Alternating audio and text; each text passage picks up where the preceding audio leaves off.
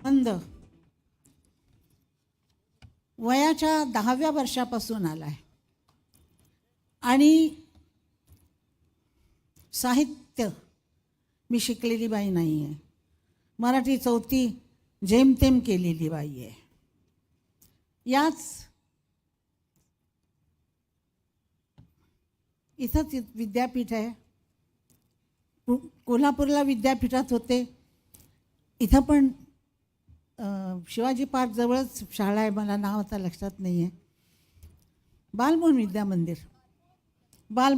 मंदिरची तिथे मी शिकलेली आहे थोडीफार. आणि खरं म्हणजे शिक्षणानं म्हणजे खूपच विद्या मिळते आणि आपण खूप सुसंस्कृत होतो, अग्रेस.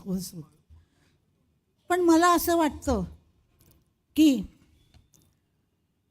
ती जी पुस्तकं बाहेर ठेवलेली आहेत राजसाहेबांनी जी पुस्तकं ठेवलेली आहेत ती जर तुम्ही वाचलीत तर खरे सुसंस्कृत व्हाल. कारण मी 10 वर्षापासून पुस्तकं वाचत आलेले आहे. खूप पुस्तकं वाचली. ह ना आपटे, नाह आपटे, खांडेकर, वि. स. खांडेकर, नासी फडके, भावे, पुरंदरे, अप्पा दांडे, जे म्हणाल ते पुस्तक मी वाचून काढलेलं आहे. माझा वाचनाचा नाद खूप होता. त्यामुळे मी तुमच्याशी मराठीमध्ये बोलू शकते आहे. कारण कोल्हापुरामध्ये राहिलेले कोल्हापुरी भाषेचं तेज पाणी चढलेलं होतं भाषेवर, पण ते काढून टाकलं या पुस्तकांमुळं. आता आपली भाषा बघा, 2 कोसावर भाषा बदलते. मराठी भाषा 2 कोसावर बदलते. घाटावर गेलं की हळूहळू भाषा बदलत जाते, पण ती गोड असते. कोल्हापूरला जाल तर तुम्ही ती भाषा कशी असते बघा.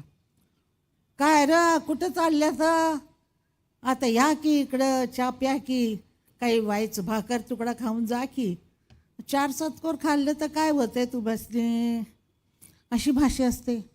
मी इंदोरला गेले, तिकडं काय ग तू कुठं आलीस ग, आता माझ्या घरी येतेस का ग, तू खाणार काय, जेवायला करू का, अशा माझ्या नात्यातल्या म्हणजे भाषा आहेत त्या विचारतात. अशी मराठी आहे त्यांची. तिथून मी आजोळी गेले की व माय कुठं चाली राहिनीस, आमच्या घराला चल की, अशी भाषा आहे ती खानदेशी भाषा. फक्त पुण्यामध्ये स्वच्छ भाषा ऐकायला मिळते. मला असं वाटतं की पुण्यामध्ये शुद्ध भाषा ऐकायला मिळते, कारण 75% शुद्ध भाषा आता राहिलेली आहे. 25% मुंबईमध्ये राहिलेली आहे. हे मुंबईचं नाव मी मुद्दाम घेतलं नाही तर माझ्या दारामध्ये उद्या 200 लोक येऊन बोलतात की आम्ही शुद्ध बोलत नाही होय. म्हणून मला असं वाटतं की शुद्ध भाषा ही तुम्ही वाचनामुळं होते. मला असं वाटतं की मराठी भाषा तुम्हाला जर टिकवायची असेल तर तुम्ही म्हणजे आई मराठी बोलली पाहिजे. आई ही मुलाला संस्कार देते, भाषा शिकवते. घुटीमधनंच भाषा मुलाला शिकवते. दुधामधून तिची भाषा तीच असते पाहिजे. जर आईच मराठी नसेल, समजत नसेल तिला किंवा येत नसेल तर मुलगा मराठी कसा होणार, शिकणार. आणि ते आजच्या जगामध्ये इंग्लिश हे फार महत्त्वाचं आहे आणि खरंच महत्त्वाचं आहे, कारण मला माहीत आहे की फार महत्त्वाचं आहे.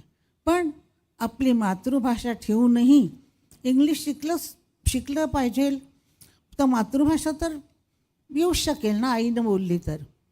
मी असं सांगते की आजकाल मराठी लोक मराठी घरात न बोलताना इंग्लिशच बोलतात. हे गुड मॉर्निंग, आता आई मुलीला गुड मॉर्निंग म्हणाली, मुलगी आईला गुड मॉर्निंग म्हणाली, सुप्रभात म्हणा की, असं मला असं वाटतं. आणि मला आणखीन एक असं वाटतं की मराठी शाळांमधून, एक मिनटं,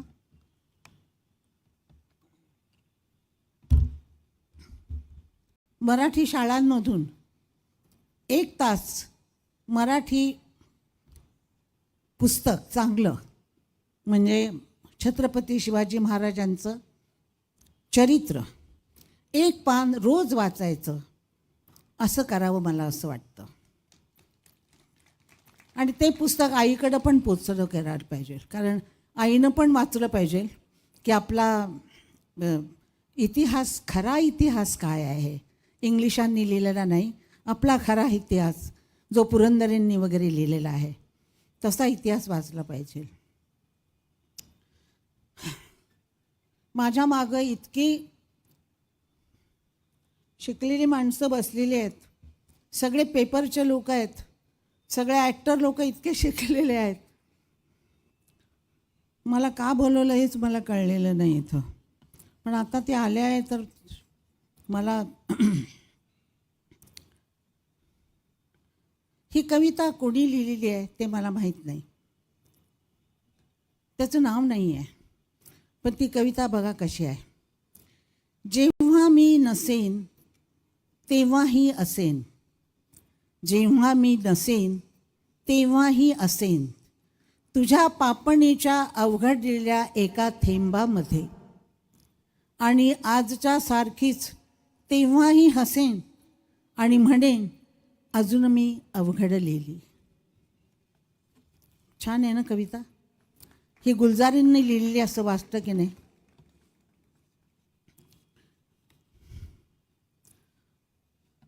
हजरत खलील बिन अहमद बसरी हा संत वृत्तीचा विद्वान होता. एकदा मक्का मदिना जवळून जात असताना तिथे जे धोबी कपडे धुत होते त्याचा लयबद्ध आवाज ऐकून त्यांना अरबी छंद सुचला. त्या छंदाला अरबीत अरूज असे म्हणतात. वृत्त होते मुफाईन लून. या छंदात केव्हा तरी पहाटे ही गजल लिहिली आहे. अरबी छंदशास्त्र सरळ ठेवून यमक उपांत यमक हे 2 नियम पाळून भटांनी ही कविता लिहिली आहे.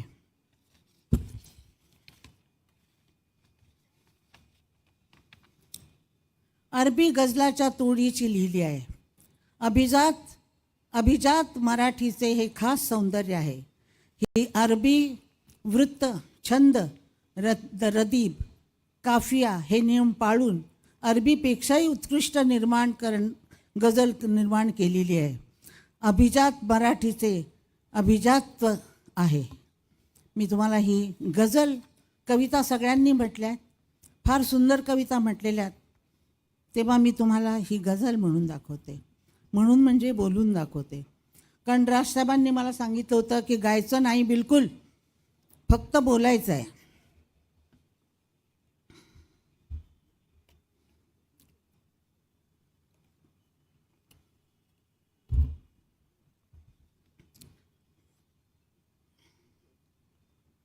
ही गझल तुम्ही ऐकली असेल, बऱ्याच वर्ष ऐकली असेल, पण तुम्ही त्याच्या अर्थाकडे किती गेलात हे मला माहिती नाही.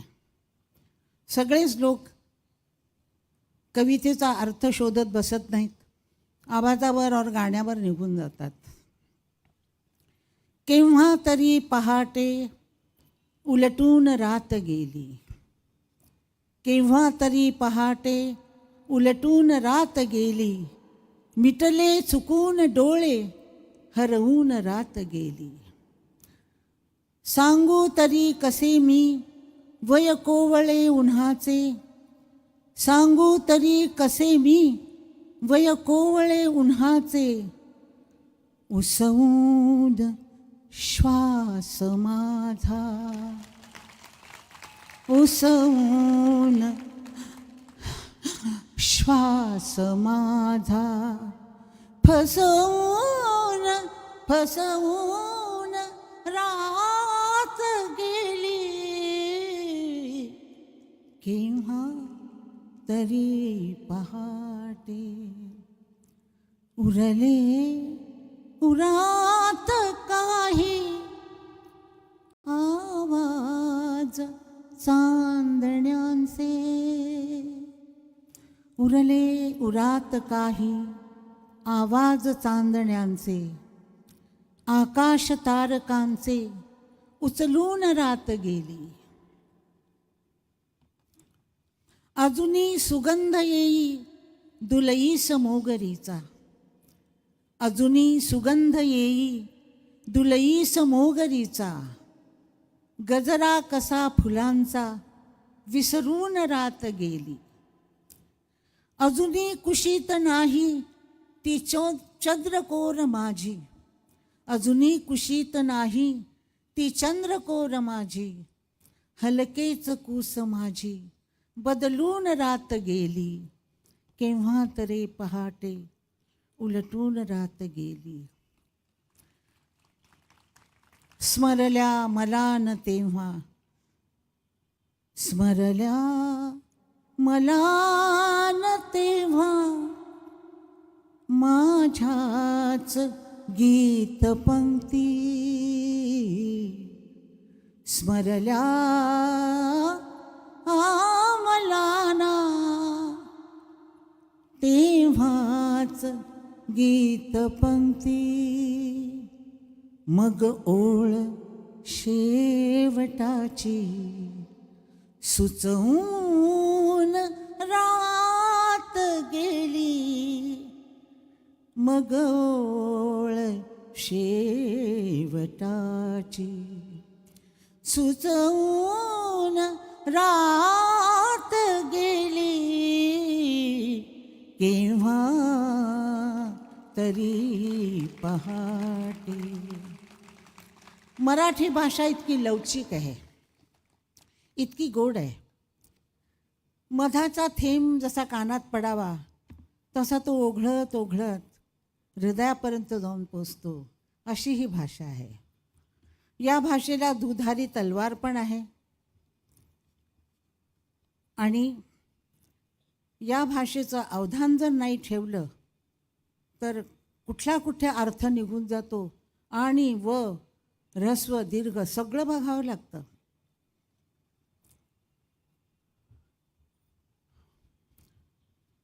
चार पाच दिवसापूर्वी मला राज ठाकरेंचा फोन आला आणि त्यांनी मला सांगितलं की ते एकदम म्हणजे असे उत्साहात होते, फार उत्साहात होते ते.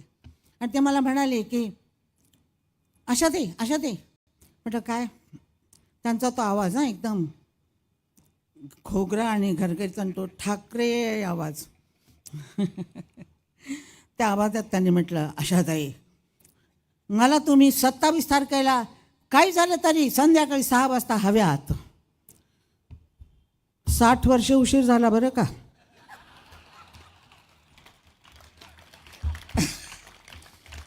तर मग त्यांनी म्हटलं हो नाही हो, ते काय ना मी काव्याचं हे करतोय तर त्यावेळेला तुम्ही गद्य काव्य तुम्हाला म्हणायचं आहे आणि तुम्ही जरूर यायला पाहिजे तिथं.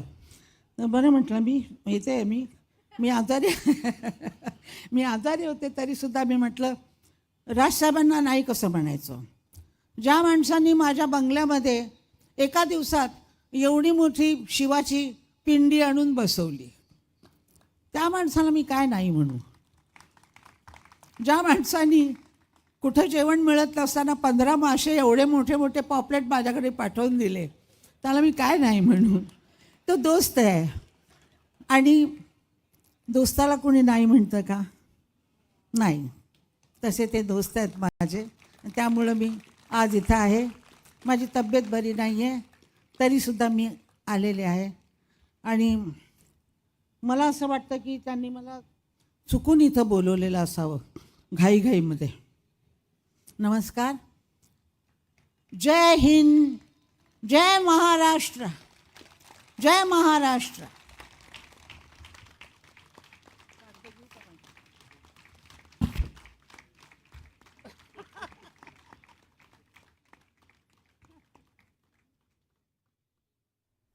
अत्यंत निखालसपणे आशाताईंनी आपल्या भावना ज्या आहेत यावेळी व्यासपीठावरनं व्यक्त केल्या. कविता ते गझल आणि ही गझल व्यक्त करत असताना नुसतं शब्दातनं व्यक्त न करता सुरांमधनं व्यक्त करण्याचा प्रयत्न जो आहे तो आशाताईंनी केला. त्यांची प्रकृती बरोबर नसतानाही त्यांनी ज्या पद्धतीने भाषेबद्दलचं प्रेम, भाषेतला गोडवा याविषयी आपल्या भावना व्यक्त केलेल्या आहेत. त्याबद्दल आपल्या सगळ्यांचे मनापासून आभार. हा कार्यक्रम संपण्यापूर्वी राज्यगीत आणि आपलं राष्ट्रगीत